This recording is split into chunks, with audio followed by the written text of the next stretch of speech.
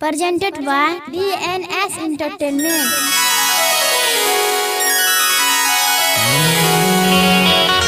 देखिए भैया, हम गायक बंशीधर चौधरी और हमारे छोटे भाई गौरव ठाकुर जी आज हम दोनों भाई मिलकर एक बहुत शानदार जीजा जी और साली के गीत DNS एंटरटेनमेंट के माध्यम से आप सबके बीच लेके आए बानी।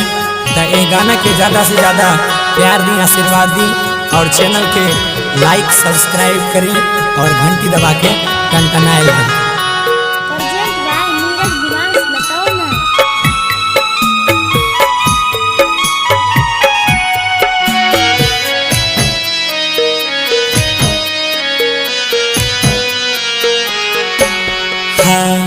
बड़ा रे जतन से साली के पटली रे, साली के पटली रे, से हो साली के सारू लेने जाए। हाँ हाँ से हो साली के सारू लेने जाए। अरे भैया बड़ा रे जतनमा से साली जी के पटली रे, साली जी के पटली रे, से हो साली के सारू लेने जाए। से हो साली के सारू लेने जाए। हमारे जानू के सारू लेने जाए।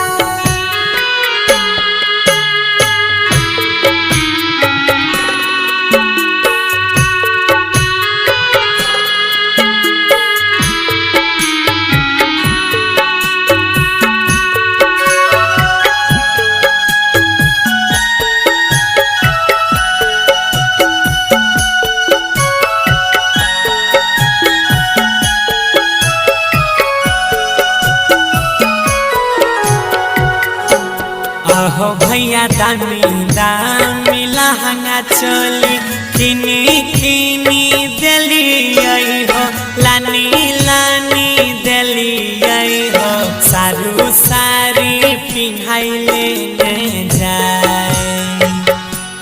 हाँ सारू सारी पिन्हाई लेने जाए।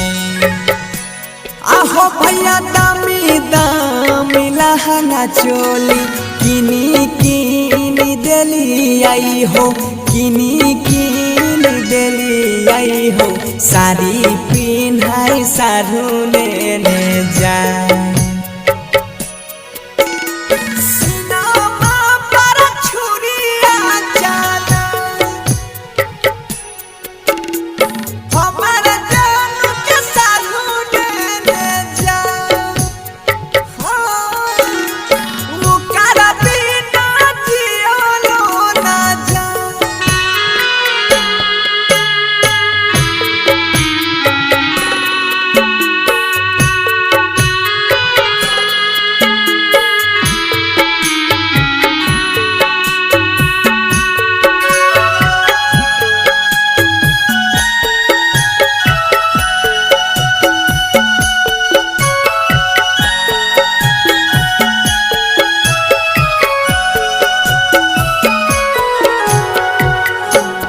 अहोरामा बेकार भेल करल धारल, छुटा लय संगतिया हो, छुटा लय संगतिया हो, ससुरा जाय के जैते सब भुलाए।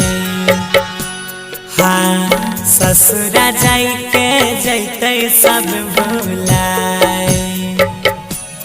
आहो भैया बेकार भेल करल धरल, बनसिया गौरव के, सोनुआ बिमले साबा के, ससुरा जाई के जैते सब भुलाए।